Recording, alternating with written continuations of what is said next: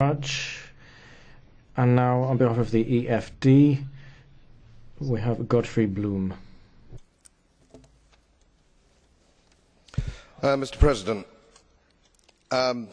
in the 1970s, the Community Reinvestment Act in the United States made due diligence in banking illegal. To pursue a political goal, the administration laid open the pathway to what we now know as subprime debt. It proved, as I said it would at the time, a pathway to hell paved with good intentions. It was conceived to make banks lend to people who could not possibly repay.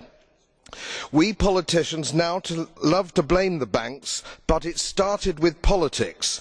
Sadly, politicians do not understand money. How else could we have got ourselves into this appalling mess? Yet we have learnt nothing.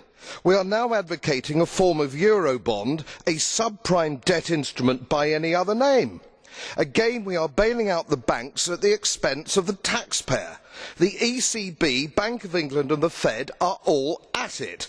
Print money, give it to the banks to buy junk bonds, bogusly rated as AA, to shore up their reserves and guarantee salaries and bonuses that ordinary people can only wonder at.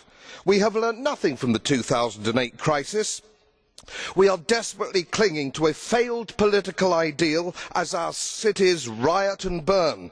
The day must surely come when politicians, bureaucrats and central bankers must be called to account by a fiscal crimes tribunal and sent to prison for a very long time.